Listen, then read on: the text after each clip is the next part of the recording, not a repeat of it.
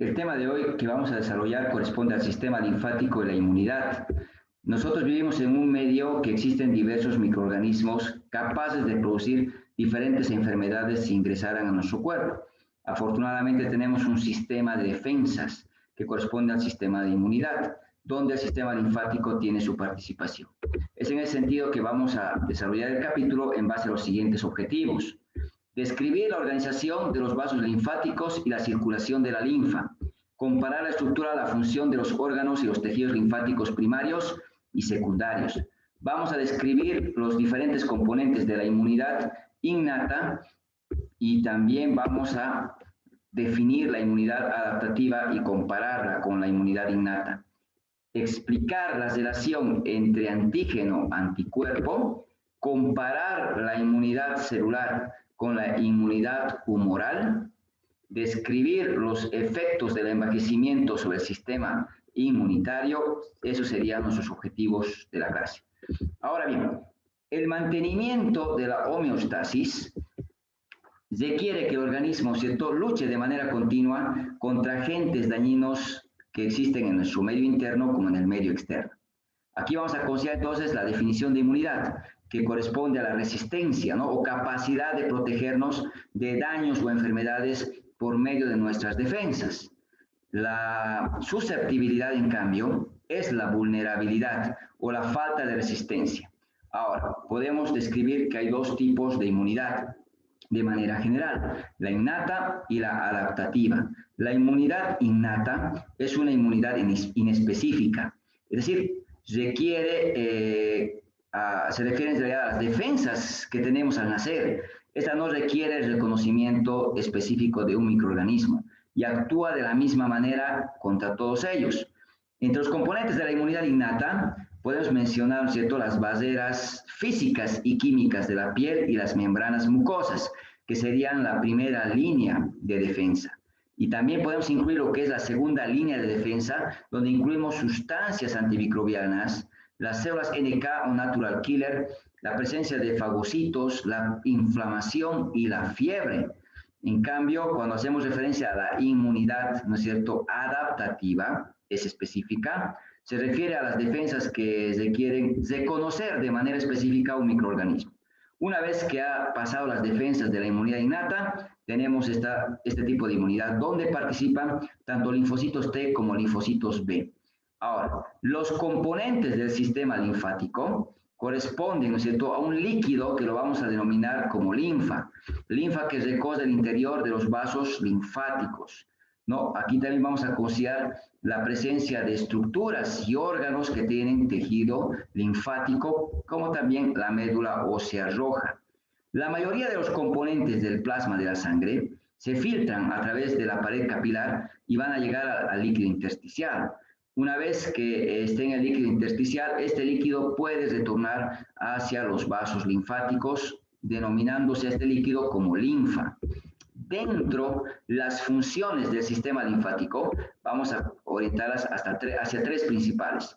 Uno, que drena el exceso de líquido intersticial. Los vasos linfáticos drenan el exceso de líquido que existe en el espacio intersticial, ¿no es cierto?, hacia el retorno a la circulación sanguínea. Nos va a permitir transportar los lípidos de la dieta, como también las vitaminas liposolubles, la vitamina A, la vitamina D, la E, la K, que son absorbidas a nivel del tracto digestivo. Va a llevar a cabo respuestas inmunitarias específicas contra microorganismos o células anormales. Entonces, esas son las tres funciones principales. Dentro de lo que son los vasos linfáticos y la circulación de la linfa, los vasos linfáticos comienzan a partir de lo que son los capilares linfáticos. Estos capilares están ubicados en los espacios intercelulares. Son cerrados en su extremo, ¿no? Y estos capilares se van uniendo, formando vasos de mayor calibre, similar a las pequeñas venas, pero que tienen paredes más delgadas y que tienen mayor número de válvulas.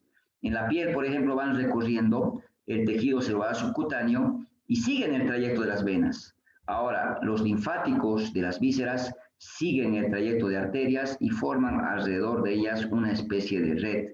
Los tejidos que carecen de capilares linfáticos son los tejidos avasculares. Ahí está el cartílago, la epidermis, la córnea del ojo, parte del hígado y la médula ósea roja. Entonces vamos a empezar a describir los capilares linfáticos. Como habíamos indicado, estos se encuentran en el espacio entre las células, tienen mayor permeabilidad que los vasos sanguíneos, pueden absorber grandes moléculas como proteínas, los lípidos. Los extremos de las células endoteliales de los capilares linfáticos están superpuestos, de tal manera que si hay un aumento de presión en el líquido intersticial, ingresa dentro del capilar linfático, ¿no? Y ahí es posible poder recorrer el interior del mismo, ¿no? Hacia el retorno de la circulación. En cambio, si aumenta la presión dentro del capilar linfático, los bordes y las uniones de estas células evitan la salida de la linfa fuera del capilar linfático, ¿no? Entonces, estos capilares linfáticos tienen una especie de filamentos adheridos, son los filamentos de anclaje que contienen fibras elásticas, se extienden fuera de los capilares linfáticos y unen las células endoteliales capilares linfáticas hacia los tejidos circundantes. En el intestino vamos a encontrar que existen capilares linfáticos especializados llamados vasos quilíferos. Transportan linfa de la dieta hacia los vasos linfáticos y luego hacia la sangre. La presencia de la grasa o lípidos en estos vasos quilíferos le da a la linfa un aspecto blanco cremoso, que lo denominamos como quilo. En el resto, ¿no es cierto?, la linfa, en el resto del cuerpo, la linfa tiene ese color claro amarillento, que es lo característico. En relación a troncos y conductos linfáticos, la linfa se desplaza desde los capilares linfáticos hacia los vasos linfáticos y luego hacia ganglios linfáticos. Cuando los vasos linfáticos se unen, ¿no?, cuando salen de los ganglios, se unen y forman lo que son los troncos linfáticos. Los principales corresponden, ¿no es cierto?, a los troncos lumbares, derecho, izquierdo, a los troncos, al tronco intestinal, a los troncos broncomediastínicos, derecho, izquierdo, los subclavios y los troncos yugulares. Entonces, consideramos que los troncos lumbares drenan la linfa que procede de las extremidades inferiores, la pared, las vísceras de la pelvis, los riñones, las suprarrenales, como también de la pared abdominal. En cambio, el tronco intestinal drena la linfa desde el estómago, intestino, páncreas, vaso y parte del hígado. Los troncos broncomediastínicos, sobre todo, van a drenar, ¿no es cierto?, lo que corresponde a los pulmones, al corazón, lo que es el tórax, ¿no es cierto?, la pared torácica, y bueno, los troncos subclavios de las extremidades superiores y los yugulares de la cabeza y del cuello, ¿no? Entonces, el pasaje de la linfa desde los troncos linfáticos hacia el sistema venoso es diferente en el lado derecho que en el lado izquierdo del cuerpo. Del lado derecho, estos tres troncos, ¿no?, linfáticos, el yugular derecho, el subclavicular y el broncomediastínico derecho, se abren de forma independiente en la superficie anterior, ¿no?, de la unión de la vena yugular interna con la subclavicular. Entonces, rara vez se unen formando un conducto linfático derecho, que es corto. En cambio, en el lado izquierdo, ¿no?, el vaso linfático mayor corresponde al conducto torácico o conducto linfático izquierdo, que forma el principal conducto que se torna la linfa hacia la sangre. Este conducto se va a iniciar con lo que es la cisterna del quilo. La cisterna del quilo recibe la linfa que viene de los troncos lumbares, derecho como izquierdo, como también del tronco intestinal. En el cuello se le suma la linfa que viene de los troncos yugular izquierdo y subclavicular izquierda. De esta manera, la linfa del cuadrante superior derecho del cuerpo retorna a la vena cava superior desde la vena brachiocefálica derecha. En cambio, que la linfa de la parte superior izquierda del cuerpo y la parte inferior del cuerpo, ¿no?, por debajo del diafragma, tanto derecho como izquierdo, lo hace a la cava superior a través de la vena brachiocefálica izquierda. En relación a la formación y el flujo de la linfa, la mayoría de los componentes del plasma ¿no? Nutrientes, gases como oxígeno, CO2, hormonas, se filtran libremente a través de la pared de los capilares, formando parte del líquido intersticial. El exceso de este líquido filtrado, que más o menos es 3 litros al día, drena a los vasos capilares linfáticos en forma de lo que es la linfa. Entonces, las proteínas pueden atravesar fácilmente la pared capilar linfático, como también la grasa habíamos indicado, ¿no? Entonces, las proteínas. Fundamentalmente, estos vasos linfáticos permiten el retorno de proteínas plasmáticas hacia la circulación. Entonces, estos vasos linfáticos tienen válvulas que favorecen el movimiento de la linfa en una sola dirección. Ahora, esto está ayudado gracias a la presencia de 2 bombas que también participan en el retorno venoso, la bomba respiratoria y la bomba del músculo esquelético. El flujo de la linfa, ¿no?, se va a producir gracias a los cambios de presión. Durante la inhalación, la linfa fluye desde la cavidad abdominal, donde existe mayor presión, hacia la cavidad torácica, donde existe menor presión. Además, que la contracción de los músculos esqueléticos, ¿no?, comprimen los vasos linfáticos y eso fuerza la linfa hacia el retorno a la circulación, ¿no? Entonces, vamos a considerar esos 2 elementos importantes. En relación a los órganos y tejidos linfáticos, los órganos y tejidos linfáticos están distribuidos ampliamente en nuestro cuerpo. Se clasifican en 2 grupos, ¿no? Los órganos linfáticos primarios y los secundarios. Los primarios son sitios en los cuales las células madre se van a dividir y vuelven inmunocompetentes, es decir, capaces de generar una respuesta inmunitaria. Aquí tenemos la médula ósea y el timo. En cambio, los órganos y los tejidos linfáticos secundarios, ¿no?, son los sitios en los que ocurre la mayoría de las respuestas inmunitarias. Estos incluyen a los ganglios linfáticos, el vaso y los folículos linfáticos. Consideramos al timo, ganglios linfáticos, vaso como órganos, porque tienen su cápsula y están rodeadas de ella, una cápsula de tejido conectivo. En cambio, los folículos linfáticos no se consideran órganos, dado que carecen de cápsula. Vamos a empezar describiendo uno de los órganos como es el timo. Cuando hacemos referencia al timo, es un órgano que tiene 2 lóbulos, está ubicado en el mediastino, entre lo que es el esternón y la aorta. Los 2 lóbulos están rodeados por una capa de tejido conectivo que los mantiene juntos, pero cada lóbulo tiene su propia cápsula, que está formado por tejido conectivo de manera independiente. Esta cápsula, ¿no?, tiene extensiones que divide al timo, ¿no?, gracias a esas divisiones que son las llamadas trabéculas, ¿no?, que penetran en el interior y dividen a los lóbulos en lobulillos. Cada lobulillo está formado por una corteza externa que se tiñe de color oscuro y una médula central que se tiñe de color claro. Esta corteza está compuesta por células T, tiene algunas células dendríticas, tiene células epiteliales y macrófagos. Las células T inmaduras, las pre-T, migran desde la médula ósea roja hacia la corteza del timo, donde van a proliferar y comienzan a madurar. Las células dendríticas son derivadas de los monocitos, van a ayudar al proceso de maduración.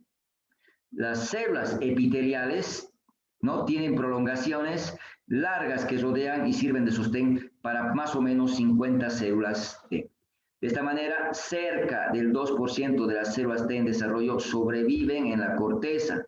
El resto muere por apoptosis. Los macrófagos del timo ayudan a eliminar los restos de las células muertas. Estas células T que han sobrevivido ingresan hacia la médula. Médula que está formada por células dispersas, como ser las células T maduras que hemos dicho, células epiteliales, células dendríticas, como también presencia de macrófagos. Debido a su alto contenido en tejido linfoideo y buena irrigación sanguínea, el timo tiene un color rojizo cuando tenemos un organismo vivo, pero con la edad este tejido es infiltrado por tejido graso. Entonces se torna de un color más amarillento, lo que da el aspecto de que está reduciendo de tamaño. El siguiente órgano que vamos a considerar son los ganglios linfáticos, ¿no? A lo largo de los vasos linfáticos hay más de 600 ganglios linfáticos. Tienen el tamaño que se compara con una arveja. Están dispuestos en todo el cuerpo de manera superficial o profunda. Generalmente los encontramos en grupos cerca de la glándula mamaria, en la región axilar, la región inguinal, ¿no es cierto? Podemos encontrar estos grupos ganglionares. Tienen una longitud que varía de 1 a 25 milímetros. Están cubiertos por una cápsula que está formada por tejido conectivo denso. Esta cápsula se extiende hacia profundidad formando lo que son las trabéculas, que dividen el ganglio en compartimentos y le dan sostén y son la vía de ingreso para los vasos linfáticos dentro del ganglio. Ahora, la cápsula tiene una red de fibras reticulares y fibroblastos. Por dentro de la cápsula encontramos estos elementos. La cápsula, las trabéculas y estos fibras reticulares y fibroblastos forman el estroma. En cambio, el parénquima, que es la parte funcional, se divide en una corteza que es superficial, ¿no? Y una médula que es la profunda, la médula que es la profunda. Entonces, la corteza está formada por una parte externa y una parte interna. La parte externa se encuentra en lo que son los folículos linfáticos, ya que son agregados de células B en forma ovoidea.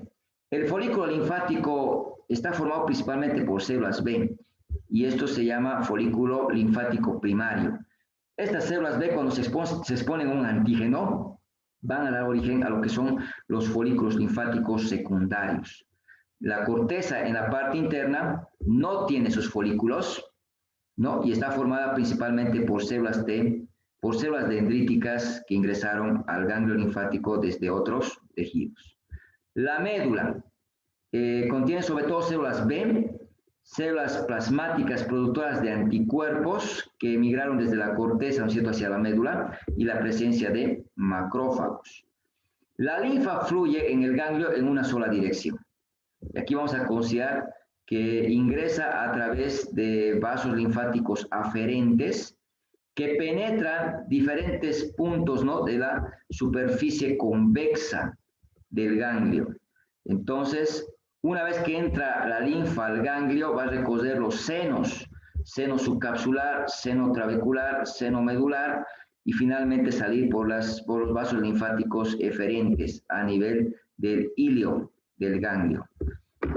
Otra estructura que vamos a considerar, otro órgano, es el vaso, ¿no? El vaso tiene forma ovalada, es una masa única de tejido linfoideo que es la más grande del cuerpo.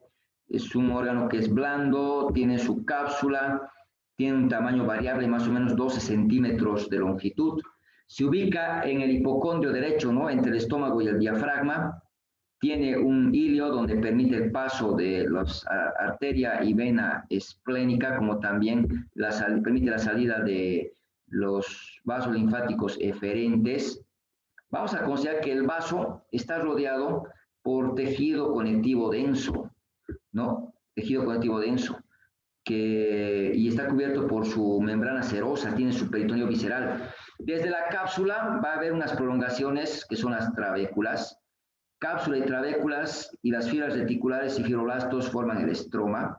En cambio, el parénquima está formado por lo que es la pulpa blanca y la pulpa roja. La pulpa blanca es el tejido linfático formado por linfocitos y macrófagos que están dispuestos alrededor de ramas de la arteria esplénica, las llamadas arterias centrales. Entonces, esta es la pulpa blanca. La pulpa roja, en cambio, está formada por senos venosos llenos de sangre y cordones de tejido esplénico, que son los cordones de Billroth. Ahora, estos cordones esplénicos están formados por glóbulos rojos, macrófagos, células plasmáticas, granulocitos, linfocitos, como también tiene asociado a las venas en esta pulpa roja. El vaso cumple 3 funciones relacionadas a los glóbulos rojos. Primero, elimina células sanguíneas y plaquetas rotas, gastadas, ¿no?, defectuosas, gracias a la presencia de sus macrófagos, como también va a almacenar plaquetas. Y la tercera función está relacionada a la hematopoiesis durante la vida fetal, es decir, la producción de células sanguíneas. Ahora, los folículos linfáticos son masas de tejido linfático de forma ovoidea. No tienen rodeados su cápsula, están muy dispersos en la lámina propia del tejido conectivo de las membranas mucosas que rodean el tracto digestivo. reproductivo, urinario y las vías respiratorias. Por eso se denomina tejido linfático asociado a la mucosa. Algunos se presentan en grandes grupos en ciertas zonas corporales específicas, por ejemplo, las amígdalas en la región faríngea. Tenemos a nivel del ilion, del intestino delgado, ¿no? Las placas de Peyer, a nivel del apéndice. Hay 5 amígdalas que podemos describir que forman un anillo en la unión de la cavidad oral y la orofaringe, en la unión de la cavidad nasal y la nasofaringe, ¿no? Que son la amígdala faringea, que sería única, llamada también adenoides, está en la pared posterior de la nasofaringe, las amígdalas palatinas, que están ubicadas en la pared posterior de la boca, como también las 2 amígdalas linguales que están en la base de la lengua. Entonces, en relación al desarrollo de tejidos linfáticos, los tejidos linfáticos comienzan a desarrollarse al final de la 5ª semana de la vida embrionaria.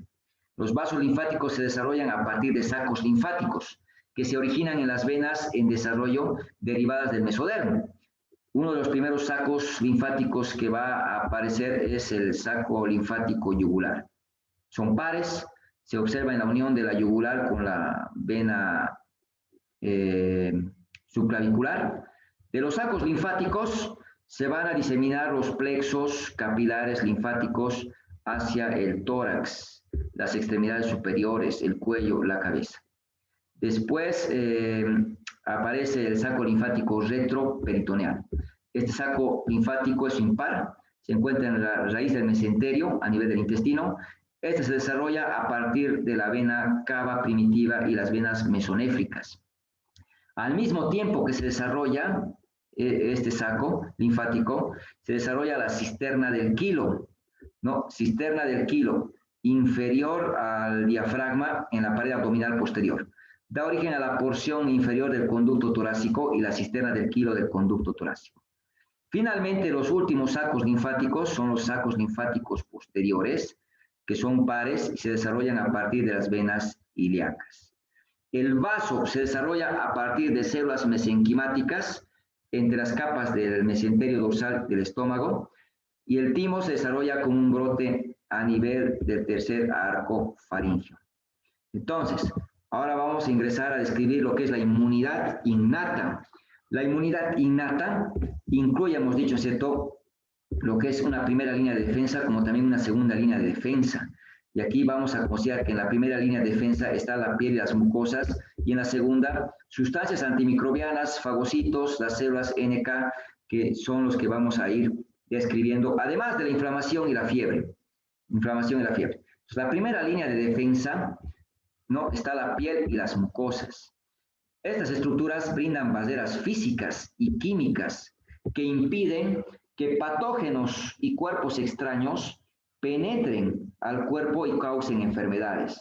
Entonces, la piel, que tiene sus capas, epidermis, dermis, hipodermis, ¿no?, con su capa externa, que tiene muchas capas, en realidad, de células queratinizadas que están muy unidas, brinda una barrera física para evitar el paso de microorganismos. Además que estas células se van descamando, lo que ayuda a eliminar los microorganismos de la superficie cutánea. La capa epitelial de las membranas mucosas, que reviste cavidades del cuerpo, secretan un líquido que es el moco, que lubrica y humedece la superficie de la cavidad. Este moco es viscoso, atrapa partículas extrañas como también microbios. Los líquidos que producen algunos órganos también ayudan a proteger superficies epiteliales y mucosas. El aparato lagrimal, por ejemplo, los ojos, produce lágrimas. Lágrimas que van a lubricar y que van a proteger el globo ocular en cuanto a su superficie. Lágrimas que contienen lisosima, capaz de romper la pared de ciertas bacterias. La lisosima no solo se encuentra, ¿no es cierto?, en las lágrimas, también se encuentra en la saliva, en el sudor, secreciones nasales, líquidos tisulares. La saliva produce, ¿no es cierto?, es producida por las glándulas salivales, elimina destrucción de microorganismos en la superficie de los dientes, a nivel de las membranas mucosas en la boca, por ejemplo. La uretra, ¿no?, el lavado uretral por el flujo de orina también protege. La secreción vaginal también protege, ¿no es cierto?, el cuerpo de la mujer de microbios. La defecación, el vómito, expulsa microorganismos. Las glándulas sebáceas de la piel, ¿no?, produce sebo, que forma una capa de protección para la superficie de la piel. El jugo gástrico, que tiene un pH ácido, protege destruyendo, ¿no?, muchas bacterias y toxinas bacterianas que puedan ingresar al estómago, ¿no? La segunda línea de defensa, que incluye las sustancias antimicrobianas, fagocitos, natural killer, fiebre, inflamación que habíamos mencionado. Vamos a empezar a describir las sustancias antimicrobianas, las cuales existen 4 tipos, ¿no?, que impiden el crecimiento de microorganismos, que corresponden a los interferones, sistema del complemento, proteínas de unión al hierro, ¿no es cierto?, entre las más importantes que las podemos ir refiriendo. En relación a las células natural killer, ¿no?, y los fagocitos, vamos a considerar que las natural killer corresponden al 5 a 10% de los linfocitos de la sangre.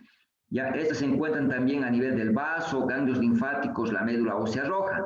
Tienen capacidad de destruir una gran cantidad en realidad de células que están infectadas y algunas células también tumorales, ¿no? Entonces atacan a las células que están, ¿no?, infectadas, y esa es una función muy importante que cumplen ellas. Cuando las células killer se unen a la célula diana, ¿no?, como una célula infectada que había mencionado, liberan gránulos que contienen diferentes sustancias tóxicas, entre ellas las perforinas, que se insertan en la membrana plasmática y crea una especie de canales, es como que le está perforando. Entonces, eso permite que el líquido extracelular entre a la célula, se vaya hinchando y explote a través de lo que se conoce la citólisis. Pero también produce otros gránulos, como son las granzimas, enzimas que digieren proteínas e inducen la apoptosis o la autodestrucción de la célula infectada. Los fagocitos son células especializadas en la fagocitosis, es decir, en la ingesta de microorganismos o partículas, ¿no?, como restos celulares. Aquí tenemos los neutrófilos y los macrófagos. Cuando hay una infección, los neutrófilos y los monocitos migran a la zona infectada, ¿no? Esta migración lo hacen gracias a señales químicas, la quimiotaxis, que esto hace que, ¿no es cierto?, los fagocitos ahora lleguen a un sitio de un proceso infeccioso, ¿no? Y estos macrófagos que se van a formar a partir de los monocitos se los llama macrófagos circulantes. Pero también hay macrófagos que están en determinados sitios, los macrófagos fijos. Se encuentran en sitios o tejidos donde es posible, ¿no es cierto?, la invasión microbiana, por ejemplo, a nivel del hígado, las células de Kupffer, macrófagos alveolares en los pulmones, la microglia en el sistema nervioso, los macrófagos tisulares en el vaso, ganglios linfáticos, la médula ósea roja, ¿no es cierto? Entonces, que cumplen esa función de fagocitar. La fagocitosis se va a desarrollar, ¿no?, en 5 etapas o fases. De ahí vamos a considerar. Primero, la fagocitosis comienza con la quimiotaxis, es decir, el movimiento de fagocitos, ¿no?, por estimulación química a un sitio donde hay una lesión. Después viene la adherencia, la adhesión del fagocito al microbio, ¿no es cierto? Es decir, aquí vamos a considerar que se va a adherir gracias a la presencia de unas prolongaciones llamadas pseudópodos, ¿no es cierto?, que existen en la membrana plasmática del fagocito. Una vez que se ha unido el microorganismo, este es englobado por estos pseudópodos para formar, ¿no es cierto?, una especie de saco que es el fagosoma. Este fagosoma entonces ingresa dentro de la célula, donde se va a unir al lisosoma para formar el fagolisosoma. Este fagolisosoma no va a permitir que enzimas digestivas del lisosoma se liberen y degraden a carbohidratos, proteínas, lípidos, ácidos nucleicos, ¿no es cierto?, y fragmenten al microorganismo, provocando lo que es la destrucción. Entonces, el ataque químico producido por la lisosima, ¿no?, las enzimas digestivas y oxidantes dentro del fagolisosoma, destruye rápidamente a diferentes tipos de microorganismos. Las sustancias que no pueden ser degradadas quedan en estructuras llamadas cuerpos residuales. Ahora, entramos en relación a la inflamación. La inflamación es una defensa inespecífica del cuerpo frente a un daño tisular, ¿no?, en un intento de poder eliminar los microorganismos, toxinas, sustancias extrañas en el sitio de lesión y prevenir la diseminación a otros tejidos, ¿no es cierto?, y favorecer la reparación. Podemos reconocer una inflamación en base a un mnemotécnico que dice el DRIEC, D de dolor, R de rojo o enrojecimiento, la I, inmovilidad o pérdida de la función por la inflamación grave, La E de edema, causado por la acumulación de líquidos, y la C, que significa el calor. Ahora, la respuesta inflamatoria tiene 3 estadios básicos. Vasodilatación, ¿no? Que sería el aumento del diámetro de los vasos sanguíneos, como también el aumento de la permeabilidad vascular, ¿no? La migración o el movimiento de los fagocitos desde la sangre al líquido intersticial, y finalmente la reparación tisular. Entonces, la vasodilatación o aumento de la permeabilidad sanguínea en una región de lesión tisular ocurre gracias a la liberación de sustancias, ¿no?, que son vasodilatadoras. Estas sustancias son la histamina, ¿no?, las cininas, las prostaglandinas, leucotrienos y complemento. Una vez que se ha producido la vasodilatación que favorece, ¿no es cierto?, que exista mayor flujo de sangre hacia la región, como también permite el movimiento de los fagocitos, también va a favorecer a la eliminación de las bacterias destruidas. Entonces, una vez que se produce la vasodilatación, esto favorece a la migración de fagocitos. En la primera media hora de la inflamación aparecen fagocitos en el sitio de la lesión gracias a señales químicas que constituyen la quimiotaxis. Si bien los neutrófilos predominan en las primeras etapas de la infección, estos también mueren rápidamente.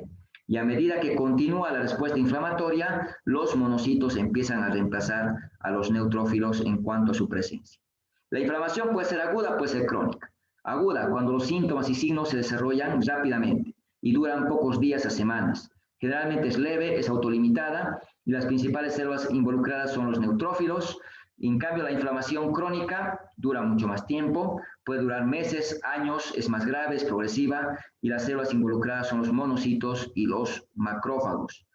En relación a la fiebre, el aumento de la temperatura corporal, ¿no?, es frecuentemente producido por toxinas bacterianas que elevan la temperatura del cuerpo, ¿no? Entonces, desencadena la liberación de citocinas causantes de fiebre, como la interleuquina 1 por parte de los macrófagos. Esta temperatura elevada lo que hace es intensificar los efectos del interferón, como también va a inhibir el crecimiento de algunos microorganismos, además de acelerar reacciones corporales que contribuyen a lo que es la reparación. En relación a la inmunidad adaptativa, la capacidad del cuerpo de defenderse frente a agentes invasores específicos como toxinas, bacterias, virus, tejidos, ¿no es cierto?, extraños, es lo que corresponde a la inmunidad adaptativa. Es una inmunidad específica, como habíamos mencionado. Las sustancias reconocidas como extrañas y que provocan respuesta inmunitaria son los antígenos, es decir, son generadores de anticuerpos. La inmunidad adaptativa se diferencia de la innata por 2 propiedades, la especificidad, ¿no?, y la memoria para antígenos previamente encontrados. Cada vez que se expone a un mismo antígeno, la respuesta es mucho mayor. En relación a los tipos de inmunidad adaptativa, vamos a considerar que existen 2 tipos de inmunidad adaptativa: la inmunidad mediada por células y la inmunidad mediada por anticuerpos. Ambos tipos son desencadenados por antígenos. La inmunidad mediada por células, las células T, citotóxicas, van a atacar directamente a los antígenos invasores. En la inmunidad mediada por anticuerpos, las células B son las que van a producir proteínas específicas llamadas anticuerpos o inmunoglobulinas. La inmunidad mediada por células es particularmente efectiva contra patógenos intracelulares, incluyendo virus, bacterias, hongos que ingresan a la célula. Algunas células cancerosas, trasplante de tejidos extraños, ¿no es cierto? En cambio, consideremos que la inmunidad mediada por anticuerpos se dirige principalmente con patógenos extracelulares, ¿no?, que también incluye virus, bacterias, hongos, ¿no es cierto?, que se encuentran pues en los líquidos o fluidos corporales, los humores, y es por eso que también se la llama inmunidad humoral, ¿no es cierto?, inmunidad humoral. En relación a los antígenos y receptores antigénicos, estos tienen 2 características importantes: la inmunogenicidad y la reactividad. La inmunogenicidad es la capacidad de provocar una respuesta inmunitaria al estimular la producción de anticuerpos específicos. La proliferación de las células T específicas o ambas cosas. Ahora, vamos a considerar la reactividad, es la capacidad de un antígeno de reaccionar de manera específica con los anticuerpos o células que las provocan, ¿no? Entonces, ahí tenemos que microorganismos enteros o partes de estos pueden actuar como antígenos. Los componentes químicos de su estructura bacteriana, por ejemplo, los flagelos, la cápsula, pared celular, son antígenos, al igual que las toxinas bacterianas. Algunos antígenos no microbianos incluyen componentes químicos, por ejemplo, el polen, la clara del huevo, las células sanguíneas no compatibles, tejidos y órganos trasplantados. Ahora, solo una pequeña parte de una molécula antigénica actúa desencadenando la respuesta inmunológica. Y ahí tenemos, esta pequeña parte se llama epitopo, ¿no? O determinante antigénico, determinante antigénico. En relación a la naturaleza química de los antígenos, estos son grandes moléculas complejas, generalmente son proteínas.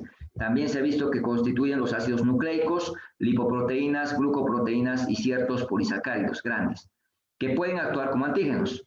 Estos antígenos grandes, completos, no tienen un peso molecular de más de 10.000 Dalton. En cambio, las sustancias pequeñas, ¿no es cierto?, pueden quedar también fragmentos, constituir, ¿no es cierto?, y actuar como antígenos, es lo que tenemos que considerar, ¿no? En relación a los antígenos del complejo mayor de histocompatibilidad, en la membrana plasmática se ubican, ¿no es cierto?, los autoantígenos, antígenos del complejo mayor de histocompatibilidad. Son glicoproteínas transmembrana, que se denominan también antígenos leucocitarios porque fueron identificados por primera vez en los glóbulos blancos. Existen dos tipos de antígenos del complejo mayor de histocompatibilidad. Son los de clase 1 y clase 2. Los de clase 1 se encuentran en la membrana plasmática de todas las células corporales, excepto en los eritrocitos. En cambio, los de clase 2 se hallan en la superficie de células presentadoras de antígenos. Ya, vamos a ir describiendo las vías del procesamiento del antígeno, dependiendo si el antígeno es endógeno o exógeno, ¿no? Que eso lo vamos a ir considerando a la hora de poder, ¿no es cierto?, hacer mención de los mismos. Ahora, en cuanto a la vía de procesamiento, para que se produzca una respuesta inmunitaria, ¿no?, las células B y las células T deben reconocer que el antígeno es extraño. Las células B pueden reconocer y unirse a antígenos en la linfa y el líquido intersticial y el plasma. Las células T solo reconocen fragmentos de proteínas que son procesadas y presentadas de manera específica. Entonces, el procesamiento del antígeno, ¿no es cierto?, las proteínas antigénicas se dividen en fragmentos peptídicos, se van a asociar a moléculas del complejo mayor de histocompatibilidad y luego este complejo que se ha formado, antígeno, complejo mayor de histocompatibilidad, se va a insertar en la membrana plasmática de la célula del cuerpo. Entonces, esta inserción se denomina lo que es la presentación del antígeno. El proceso y presentación del antígeno ocurre de dos maneras, como había dicho, dependiendo si el antígeno se encuentra fuera, exógeno, o dentro, endógeno, de las células. Entonces, vamos a empezar a hablar del procesamiento de antígenos exógenos, es decir, fuera de la célula. Los antígenos extraños que se encuentran en los líquidos corporales, fuera de las células, son antígenos exógenos. Estos incluyen bacterias, toxinas de bacterias, parásitos, polvo, ¿no?, el virus, el polen, que no ingresan a la célula corporal. Células presentadoras de antígenos son de tipo especial, células que procesan y presentan antígenos exógenos. Estas incluyen las células dendríticas, por ejemplo, macrófagos, células B, que se ubican de forma estratégica en sitios donde los antígenos puedan vencer las barreras innatas y penetrar al cuerpo, como por ejemplo la piel, en la dermis y en la epidermis, las membranas mucosas que revisten la vía respiratoria, digestiva, urinaria, reproductoria, como también en los ganglios linfáticos. Entonces, ¿cuáles son los pasos para poder procesar y presentar un antígeno exógeno? Primero tiene que haber la ingesta del antígeno, y esto lo logra gracias a la fagocitosis o a la endocitosis. Después procede a la digestión del antígeno, ¿no?, fragmentándolo en componentes peptídicos. Simultáneamente vamos a tener la síntesis de moléculas del complejo mayor de histocompatibilidad 2, ¿no?, y que estos van a ser empaquetados en una vesícula. ¿no? Luego, esta vesícula que tiene como moléculas del complejo mayor de histocompatibilidad clase 2 se va a unir, ¿no es cierto?, a la vesícula que tiene los fragmentos peptídicos del antígeno, formando un complejo, ¿no?, antígeno complejo mayor de histocompatibilidad. Entonces, una vez que se ha fusionado y se ha formado, ¿no es cierto?, este complejo, los fragmentos peptídicos se van a unir a esas moléculas de este complejo mayor de histocompatibilidad y van a ser, ¿no es cierto?, agregados hacia la membrana plasmática. Entonces, después de procesar el antígeno, la célula presentadora de antígenos, ¿no es cierto?, va a migrar hacia el tejido linfático para presentar el antígeno a las células T o linfocitos T. En relación al procesamiento de antígenos endógenos, los antígenos endógenos ingresan a las células del cuerpo, ¿no es cierto?, y ahí los llamamos antígenos endógenos o internos. Estos antígenos pueden ser proteínas virales producidas por una infección viral, por ejemplo, ¿no?, toxinas producidas por bacterias intracelulares o proteínas anormales sintetizadas por una célula cancerosa. ¿Qué pasos van a ser necesarios para poder procesar? Primero, la digestión, ¿no es cierto?, la digestión del antígeno en fragmentos peptídicos. Dentro de la célula infectada hay enzimas que digieren las proteínas dividiendo el antígeno endógeno en pequeños fragmentos peptídicos. Simultáneamente se van sintetizando las moléculas del complejo mayor de histocompatibilidad clase 1, ¿no?, que luego, después de su síntesis, se van a fusionar, ¿no es cierto?, estos fragmentos peptídicos con las moléculas del complejo mayor de histocompatibilidad, se van a empaquetar en una especie de vesículas, ¿no?, vesículas, y finalmente se va a insertar el antígeno más el complejo mayor, ese complejo que se formó, antígeno más complejo mayor de histocompatibilidad clase 1, en la membrana plasmática, ¿no? Y de esta manera, las vesículas que contienen complejos antígeno, ¿no?, sufren la exocitosis. Y ahí vamos, entonces, teniendo, ¿cierto?, esa característica de poder procesar y poder presentar tanto antígenos endógenos como los exógenos. Ahora, en relación a las citocinas, tenemos que considerar que son pequeñas hormonas proteicas, ¿no?, que estimulan o inhiben funciones celulares normales, como el crecimiento y la diferenciación celular. Ahí tenemos que los linfocitos y las células presentadoras de antígenos secretan citocinas, ¿no?, al igual que los fibroblastos, que las células endoteliales, los monocitos, hepatocitos y las células renales. Entonces, algunas citocinas estimulan la proliferación de células sanguíneas progenitoras en la médula ósea roja, otras regulan las actividades de células relacionadas con las defensas innatas o las respuestas inmunitarias de tipo adaptativa. Aquí tenemos varios tipos de citocinas con sus orígenes y funciones que este cuadro tienen que estudiar, ¿no es cierto?, para su evaluación. En relación a la inmunidad mediada por células, la respuesta inmunitaria mediada por células comienza con la activación de un pequeño número de células T por un antígeno específico. Una vez activada la célula T, se produce la selección clonal. La selección clonal. Esta selección clonal es un proceso por el cual un linfocito prolifera y se divide varias veces, ¿no?, y se diferencia, formando células más especializadas en respuesta a un antígeno específico. El resultado de esta selección clonal es que se forma un clon de células, ¿no?, que puede reconocer el mismo antígeno que el linfocito original. Algunas de estas células de tipo clon, ¿no?, de células T se convierten en efectoras, mientras otras se convierten en las de memoria. Unas son las activas y otras son las de memoria. Las efectoras son las que llevan a cabo las respuestas inmunitarias, ¿no?, para finalmente eliminar a un intruso. Y las de memoria son las que van a reaccionar cuando nos exponemos nuevamente al mismo antígeno, ¿no? Entonces, la activación, ¿no?, y selección clonal de las células T helper podemos asociarlas de esa manera. La mayoría de las células T que presentan, ¿no es cierto?, el CD4, se convierten en células T helper, conocidas también como células T CD4. Las células T helper inactivas y en reposo reconocen fragmentos antigénicos exógenos, ¿no?, y asociados con moléculas del complejo mayor de histocompatibilidad clase 2, que están en la superficie de la célula presentadora de antígenos, como habíamos visto. Con ayuda de esa proteína CD4, ¿no es cierto?, vamos a encontrar que la T helper y la célula presentadora de antígeno interactúan.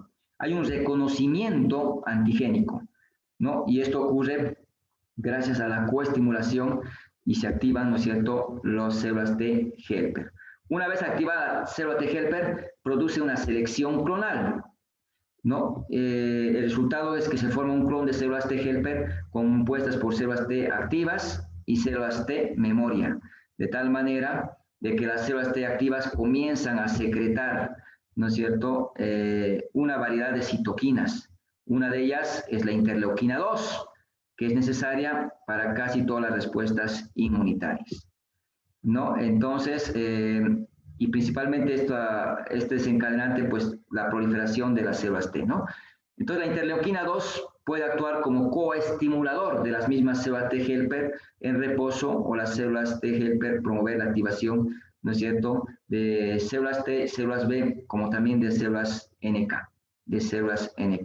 Entonces, estas células T helper de memoria, de un clon de células T helper, no son células activas, son, sin embargo, ¿no es cierto?, células que guardan la memoria en relación al contacto a un antígeno, ¿no? Y son las que van a actuar cuando nos expongamos nuevamente al mismo. Ahora, en relación a la activación y selección clonal de las células T citotóxicas, la mayoría de las células T que presentan, ¿no es cierto?, el CD8, dan origen a las células T citotóxicas. Entonces, este grupo de células, las células T citotóxicas, reconocen antígenos extraños, combinados con moléculas, ¿no es cierto?, del complejo mayor de histocompatibilidad clase 1, que está en la superficie de las células corporales infectadas por microbios, algunas células tumorales y células de tejidos trasplantados. El reconocimiento requiere que el receptor de la célula T y la proteína CD8, ¿no es cierto?, se mantengan unidos con el complejo mayor de histocompatibilidad clase 1. Luego del reconocimiento del antígeno, ocurre la coestimulación para ser activadas, y ahí las células T citotóxicas requieren la coestimulación de la interleuquina 2, que habíamos mencionado, que era producida por las células T helper. Entonces, una vez activadas las células T citotóxicas, sufren esa selección clonal, ¿no? Y entonces se produce la formación de un clon de células T citotóxicas constituida por células T citotóxicas activas, como también las de memoria, ¿no? Algo similar a lo mencionado anteriormente, ¿no? Entonces, aquí vamos a considerar lo que es la eliminación de los invasores. Las células T citotóxicas, ¿no es cierto?, abandonan los órganos y tejidos linfáticos secundarios y migran en busca de células infectadas, células cancerosas, células trasplantadas para poder destruirlas. Estas células T citotóxicas tienen dos mecanismos principales para destruir a las células diana infectadas, ¿no? Utilizan receptores en su superficie, reconocen, ¿no es cierto?, a la célula diana infectada que presentan los antígenos microbianos en la superficie, y luego esta célula T citotóxica libera las granzinas. Estas granzinas son enzimas que digieren proteínas que desencadenan la apoptosis, ¿no? Una vez entonces que la célula infectada es destruida, los microbios liberados son fagocitados. Alternativamente, estas células T citotóxicas se unen también a células infectadas y liberan gránulos de dos proteínas, ¿no?, la perforina y la granulosina. La perforina se inserta en la membrana plasmática de esta célula infectada, ¿no?, y en consecuencia, pues empieza a provocar una especie de canales, hemos dicho, ¿no?, y empieza el líquido extracelular a ingresar dentro de la célula, se va hinchando y explota en el proceso de citólisis que habíamos indicado, ¿no? Entonces, estos gránulos de las células T citotóxicas liberan la granulosina, que ingresa a través de los canales, pues, para destruir a los microbios y crear los orificios en la membrana plasmática para permitir el proceso que habíamos mencionado, ¿no? Entonces, tenemos lo que corresponde, ¿no es cierto?, a la inmunidad mediada por los anticuerpos. Y aquí es muy importante considerar, ¿no?, que la activación de estos elementos y la formación de los anticuerpos no es un aspecto importante que debemos repasar. A ver, dentro de los anticuerpos, ¿qué son anticuerpos? Los anticuerpos habíamos visto, ¿no?, que se pueden combinar de forma específica con el epitope unido sobre un antígeno, ¿no?, que desencadenó su producción y que va a ayudar, ¿no es cierto?, a destruir justamente estos antígenos externos, ¿no?, extraños. En cuanto a su estructura, los anticuerpos corresponden a un grupo de glucoproteínas, ¿no?, llamadas globulinas, y por eso también se las conoce como inmunoglobulinas. La mayoría de los anticuerpos contiene 4 cadenas polipeptídicas, ¿no? 2 cadenas pesadas y 2 cadenas ligeras. Las cadenas pesadas, cada una está formada por 450 aminoácidos, ¿no? A cada cadena pesada de polipéptidos se adhiere una cadena corta, ¿no?, de carbohidratos. Las 2 otras cadenas livianas, cada una formada por 220 aminoácidos, ¿no? Vamos a considerar que la parte central de las 2 cadenas pesadas también se unen, ¿no?, mediante 2 enlaces disulfuro que constituye lo que es la región bisagra. Aquí le da movilidad, ¿no es cierto?, y pudiendo adquirir el anticuerpo la forma de una T o de una Y, por ejemplo, como estamos observando. Más allá de esta región bisagra está lo que es la región tallo, ¿no?, que corresponde, pues, está formado por partes de las 2 cadenas pesadas en este nivel, ¿no? Entonces, los extremos de las cadenas H, que son las pesadas, y la L, que son las livianas, son las regiones variables. Estas son las regiones variables que están relacionadas con el sitio de unión al antígeno. Se constituyen en el sitio de unión para los antígenos. El resto de las cadenas pesadas y ligeras se llama la región constante, ¿no? Entonces, ¿qué acciones van a tener los anticuerpos? Van a neutralizar antígenos, van a inmovilizar bacterias, aglutinación y precipitación, ¿no es cierto?, activación del complemento y aumento de la fagocitosis. Aquí podemos ver, ¿no?, las características y las funciones que van cumpliendo cada una de las inmunoglobulinas, que son 5, la IgG, la IgA, M, la D y la E, que tienen que repasar. En relación al papel del sistema del complemento, ¿no?, en la inmunidad, vamos a considerar el sistema del complemento es un sistema defensivo que está formado por más de 30 proteínas que son producidas por el hígado y que se encuentran circulando en el plasma sanguíneo y dentro de los tejidos de todo el cuerpo. En forma colectiva, las proteínas del complemento destruyen microbios y causan fagocitosis, citólisis e inflamación. La mayoría de las proteínas del complemento se designan con la letra mayúscula, C, y son enumeradas del 1 al 9, según el orden en que fueron descubiertos. Las proteínas del complemento de 1 a 9 están inactivos y se van a activar solo cuando se desdoblan por enzimas en fragmentos más pequeños, que son los fragmentos activos, que se indican con letras minúsculas, como por ejemplo la A y la B. Por ejemplo, una proteína de complemento inactiva C3, ¿no?, se va a desdoblar en fragmentos que corresponden al C3A y C3B, que son las formas activas, ¿no? Los fragmentos activos entonces realizan las reacciones destructivas de las proteínas del complemento 1 y 9. Otras proteínas del complemento se conocen como factores B, D y P, que corresponden, ¿no es cierto?, a la properdina. Estas proteínas del complemento entonces actúan como una especie de cascada, de una reacción desencadena la otra, ¿no? Entonces, es importante repasar, ¿no?, esta cascada de la acción del complemento para poder, ¿no es cierto?, comprender esta parte de la inmunidad relacionada, ¿no es cierto?, a estas proteínas, ¿no? En relación a la memoria inmunológica, una característica de las respuestas inmunitarias es justamente la memoria para antígenos específicos que han desencadenado respuestas inmunitarias en el pasado. Es decir, nos expusimos a un antígeno y ahora que nos volvemos a encontrar con el mismo, se desencadena una serie de reacciones, ¿no es cierto?, al haber reconocido este antígeno como extraño. Se debe entonces a la presencia de anticuerpos de vida prolongada y a linfocitos de vida muy prolongada que se originan durante la selección clonal, tanto de las células B como las células T. que son estimuladas por antígenos. Estas respuestas inmunitarias mediadas por células o por anticuerpos son mucho más rápidas e intensas después de un segundo contacto o exposición frente a este antígeno. Luego de un contacto inicial con el antígeno, no se encuentran anticuerpos durante un periodo de varios días, ¿no? Entonces, luego ocurre una elevación lenta del título de anticuerpos. Al comienzo, lo que va a aumentar es la IgM y luego va a incrementarse la IgG, seguida de una declinación gradual. Esta es la respuesta primaria. Las células de memoria pueden permanecer durante décadas y cada nuevo encuentro con el mismo antígeno va a producir una rápida proliferación de células de memoria.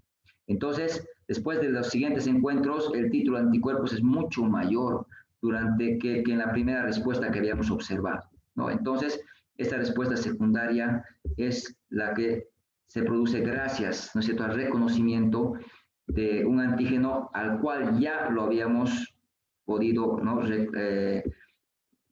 reconocer, ¿no? Entonces, aquí vámonos a lo que corresponde el reconocimiento de lo propio y lo, ¿no es cierto?, y la autotolerancia. Es decir, hay que reconocer los fragmentos o partículas que son propias de nuestro organismo. Para que puedan funcionar correctamente nuestras células T, estas deben tener, ¿no es cierto?, dos características. Deben ser capaces de reconocer nuestras propias proteínas, ¿no? Las proteínas que habíamos dicho que son parte del complejo mayor de histocompatibilidad. Esto se llama reconocimiento de lo propio, ¿ya? Pero también debe carecer de reactividad hacia fragmentos peptídicos de las propias proteínas, lo que se conoce como autotolerancia. Entonces, las células B también, ¿no es cierto?, presentan autotolerancia. La falta de autotolerancia lleva al desarrollo de enfermedades autoinmunes, que nosotros desconozcamos nuestras propias proteínas y provocamos su destrucción. Las células pre-T del timo desarrollan la capacidad de reconocimiento de lo propio a través de la selección positiva. Entonces, algunas de las células, ¿no es cierto?, deben reconocer, no, es decir, algunas de las células, en realidad no las pre-T, expresan receptores de células T que interactúan con proteínas propias del complejo mayor de histocompatibilidad sobre células epiteliales de la corteza del timo. Debido a esta interacción, las células T pueden reconocer la porción del complejo mayor de histocompatibilidad de un complejo antígeno, complejo mayor de histocompatibilidad. Estas células T son las que sobreviven, ¿no? Entonces, el desarrollo de la autotolerancia se produce mediante un proceso de eliminación llamado selección negativa, en el cual las células T interactúan con células dendríticas ubicadas en la corteza y en la médula del timo. En este proceso, las células T con receptores que reconocen fragmentos de péptidos propios u otros autoantígenos son eliminadas o inactivadas. Las células T seleccionadas para sobrevivir no responden a los autoantígenos. Los fragmentos de moléculas normalmente presentes en el cuerpo, ¿no es cierto?, es decir, nuestras propias moléculas. Entonces, la selección negativa ocurre a través de la delección y la anergia.